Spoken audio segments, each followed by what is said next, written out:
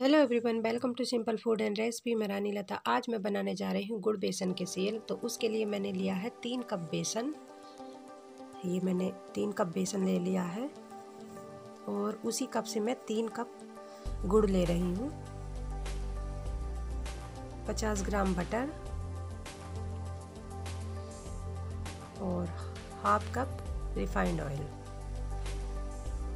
तो मैं एक बड़े बाउल में चलनी से बेसन को अच्छे से छान लूँगी, जिससे कि बेसन में लंप ना रहे और बेसन अच्छे से स्मूथ हो जाए।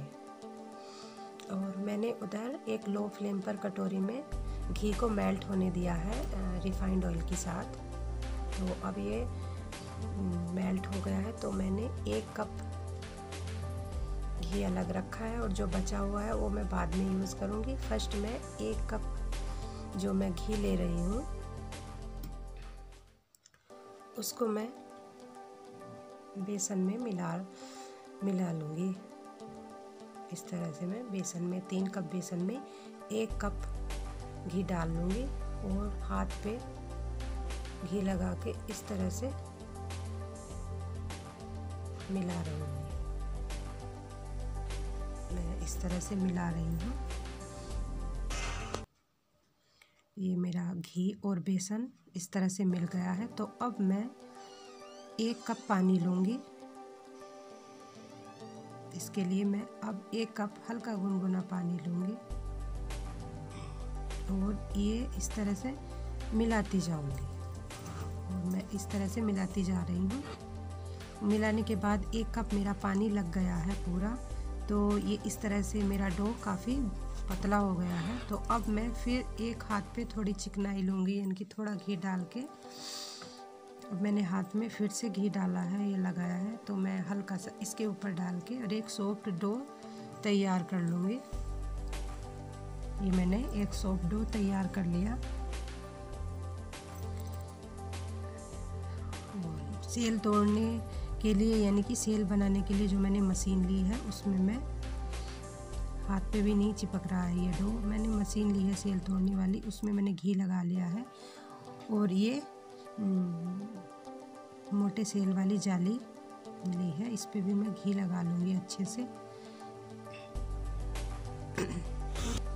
इस तरह से। और उधर मैंने कढ़ाई में ऑयल चढ़ाया है और ऑयल को मैं मीडियम फ्लेम पे है गरम होने दूँगी। और इतना गरम होने देना है कि सेल अच्छे से बन जाए। तो इस तरह से मैं तेल में सेल चारों ओर डालती जाऊंगी, इस तरह के बनाती जाऊंगी। एक जगह सेल बनाए तो एक जगह ना डालें, क्योंकि एक जगह बनने से वे जुड़ जाते हैं, इसलिए तेल में चारों तरफ ही फैलाएं। तो ये हमारे सेल बन लगे हैं और अब मैं इनको पलट रही हूँ। मेरे एक साइड से सिक गए हैं, तो अब मैं दूसरी साइड से इनको सेक लूँगी। तो 2 मिनट के लिए मैं इनको सेक रही हूँ और हमारे सेल अच्छे से सिकने चाहिए, कच्चापन ना रहे। तो ये अच्छे से सेल सिक गए हैं। तो अब मैं इनको एक प्लेट में टिश्यू पेपर रख के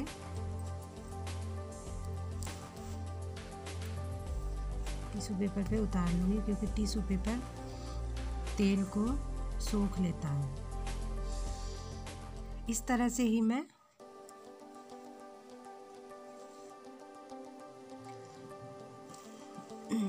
दूसरे सेल उतार लूँगी और इसी तरह से ही तेल में चारों तरफ फैलाने हैं, एक जगह नहीं बना के डालने हैं, क्योंकि एक जगह डालने से जो है वही गुच्छा लग जाता है और जुड़ जाते हैं सेल। तो इस तरह से मैंने उस डो के सारे सेल उतार लिए हैं।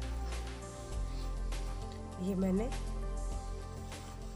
सारे सेल उतार लिए हैं। तो अब मैं लो फ्लेम पर एक कढ़ाई रखूँगी और उसमें मैं आधा चम्मच घी डाल के घी में फैला लूँगी।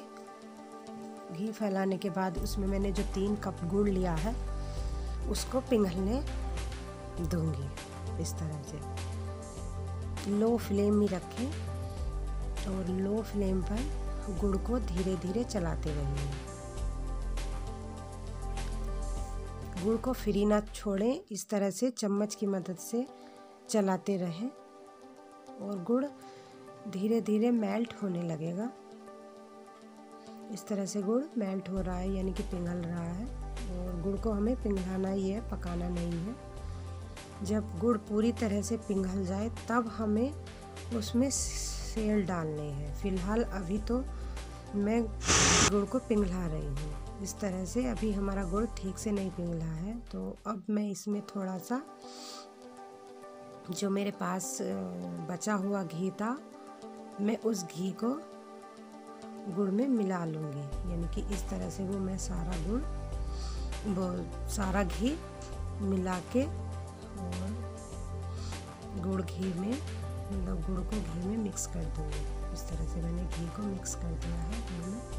और उधर मेरे जो सेल हैं, उन सेलों को मैं एक दूसरी प्लेट में अच्छे से तोड़ लूँगी। तो मैंने सेल को अच्छे से तोड़ लिया है। ये मैं तोड़ रही हूँ इस तरह से।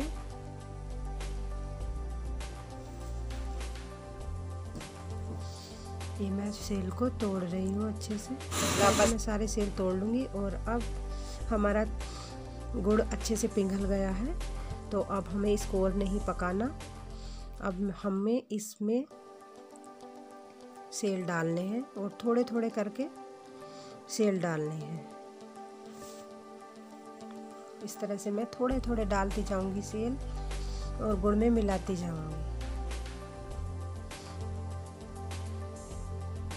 ये मैंने सारे सेल डाल दिए हैं कढ़ाई में। और अब मैं धीरे धीरे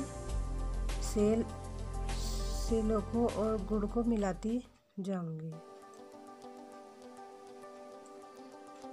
हल्के हाथों से सेलों को गुड़ में मिक्स करना है। और इस टाइम पे जब हमारी सेल मिलने लगे तो हमें गैस को बंद कर देना है। और अब मैंने एक प्लेट में घी लगाया है और उस प्लेट में मैंने जो मेरे गुड़ मिक्स सेल है उनको निकाल लिया है।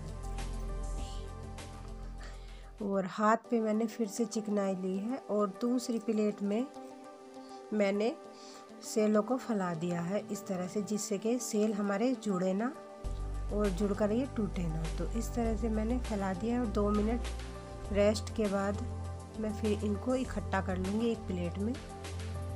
इस तरह से मैंने इकट्ठा कर लिया है और ये काफ़ी अलग अलग हो गए हैं। तो इसी तरह आप कीजिए और एक बार ये रेसिपी को ट्राई कीजिए। तो देखिए बनकर कितने सॉफ्ट और अच्छे दिखाई दे रहे हैं, खाने में भी बहुत टेस्टी हैं। तो लाइक कीजिए, शेयर कीजिए और मेरे चैनल को सब्सक्राइब ज़रूर कीजिए। तो मिलती हूँ न्यू रेसिपी और न्यू वीडियो के साथ।